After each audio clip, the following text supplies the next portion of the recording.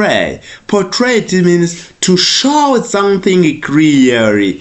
To show something clearly. Kwerekana ikintu neza ukagisobanura uko kimeze. Alright. So for example, you can say the movie portrays real life struggles. Nuvango filimi igaragaza ibibazo byo mu buzima busanzwe duhura nabyo.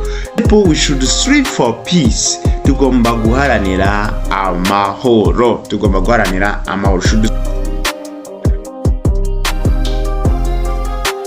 Hello, how are you? Welcome to today's lesson. This is Language Booster TV. The YouTube channel helps you to learn English, Kinyarwanda and Kiswahili. Ngo ikaze ku isomo ry'uno munsi kuno muyoboro wacu wa Language Booster TV ugufasha kwiga Kinyarwanda ndetse n'icyongereza. I am a teacher Eric Bunani, mwarimu wanyu Eric Bunani. Today's lesson is about